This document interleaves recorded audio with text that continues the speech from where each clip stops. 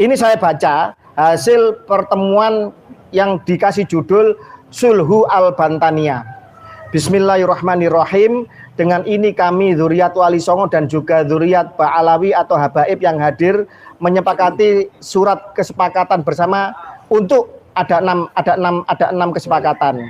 Yang pertama, menghentikan untuk saling menghina dan saling mencaci maki. Ini adalah suatu bentuk framing yang tidak tepat. Kenapa? Siapa yang selama ini mencaci maki nasab Wali Songo? Siapa yang selama ini mengatakan nasab Wali Songo palsu dan terputus? Siapa yang menghina Kesultanan Nusantara selama ini?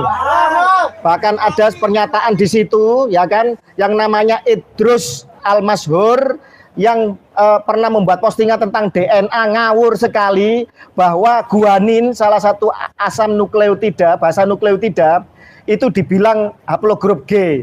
Ini orang nggak ngerti genetik, ngomong genetik, kemarin mengatakan bahwa nasab Sultan Brunei abal-abal katanya.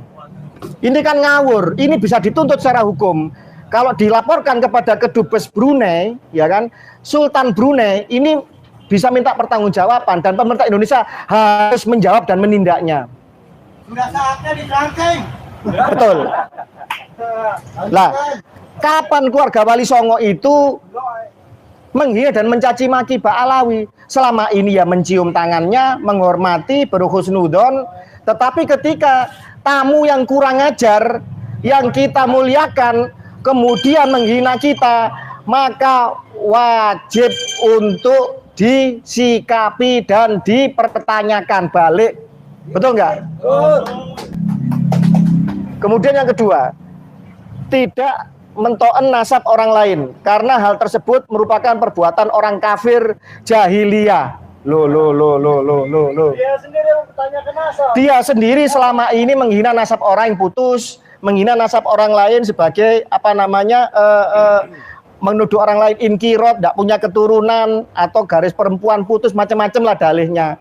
Ketika kemudian keluarga Wali Songo membuktikan dirinya, buku nasabnya, silsilahnya tersambung dan diakui oleh Narkoba Internasional dan mendapatkan isbat, dan kita balik bertanya kepada mereka, kemudian mereka merasa terdolimi, ini namanya playing victim.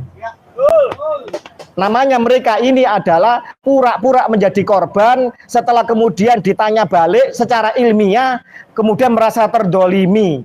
Padahal kita lah yang sekian ratus tahun sejak zaman penjajahan, kita yang dirasisi dan didolimi. Ini perbuatan al-munafikun wal jahilun Wadajaliun kata Gus Fuad. Terus kemudian yang ketiga, tidak akan bertaasub dan tafakhur membanggakan nasab hingga berlebihan dan merendahkan nasab orang lain sehingga menyakiti saudara sesama muslim. Ya, ini untuk mereka lah, bukan untuk kita. Selama ini kita tidak pernah seperti itu.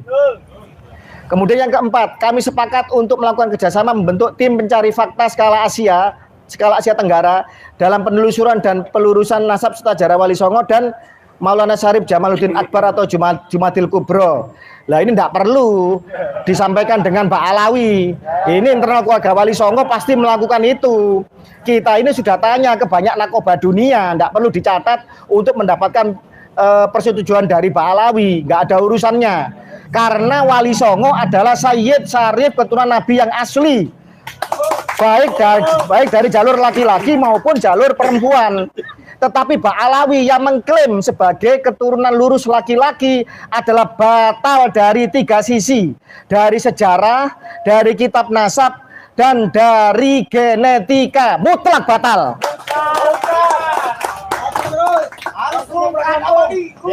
Yang kelima, bila mana ada muhibin atau pengikut kami yang masih melakukan caci maki kepada saudara muslim atau nama membela kami, maka kami akan menegurnya dan berusaha menghentikannya. Kemudian nomor 6, tidak akan memprovokasi siapapun untuk permusuhan sesama muslim atau bangsa tanah air. Saya tanya, ketika saya menyebut AA sebagai orang Sunda, saya rasis nggak? Ketika saya menyebut Anda sebagai orang Madura, rasis nggak? Menyebut Anda sebagai orang Aceh, ya kan, orang Badui atau orang Jawa, saya rasis nggak?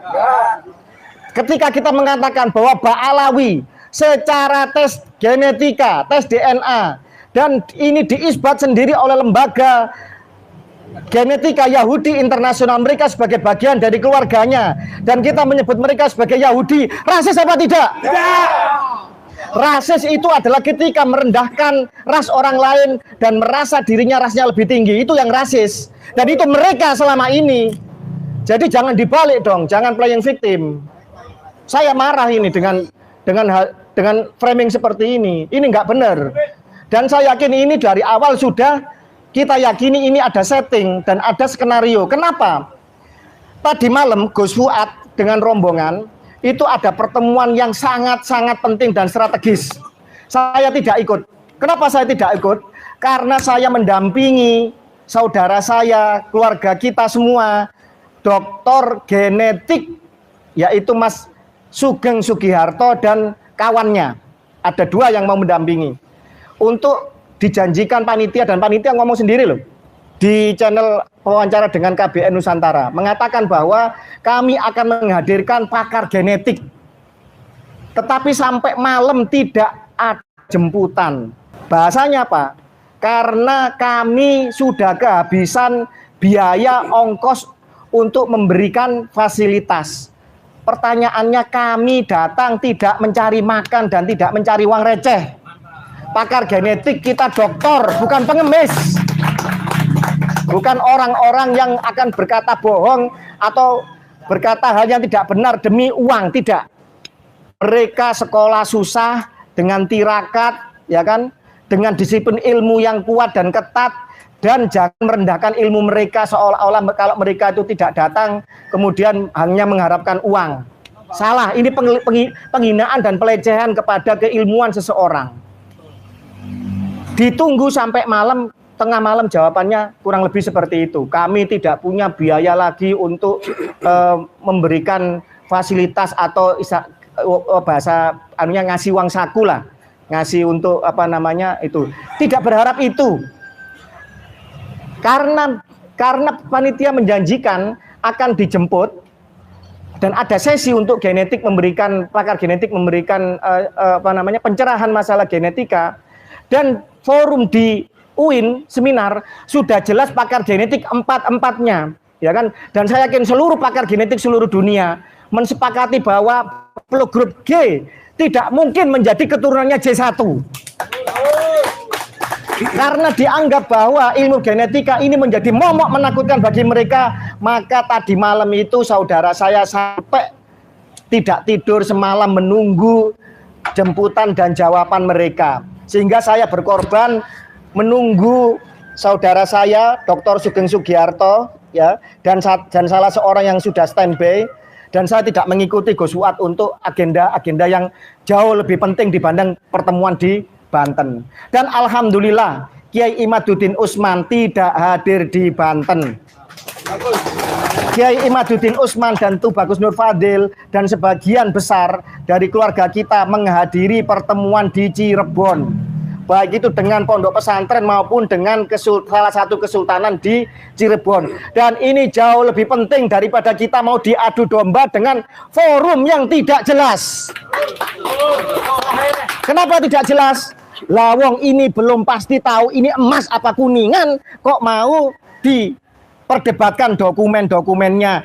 Uji dulu kadarnya, emas apa kuningan, baru dilihat dokumennya. Ini kalau orang waras dan orang punya ilmu. Kalau orang yang tidak pakai akal waras, ribut dokumennya, tapi ternyata setelah dites kadarnya bukan emas, tapi kuningan, maka ini sama dengan forum yang menyesatkan. Dan Laskar NKRI, Laskar Alap-Alap Mataram, dan seluruh Laskar di Nusantara akan melawan seruan yang tidak benar ini. Dan kita tidak akan bisa dibungkam untuk menyuarakan kebenaran seluruh anak bangsa. Terima kasih. Wallahul muwaffiq ila aqwamit thoriq. Wassalamualaikum warahmatullahi wabarakatuh. Merdeka! Merdeka! Merdeka!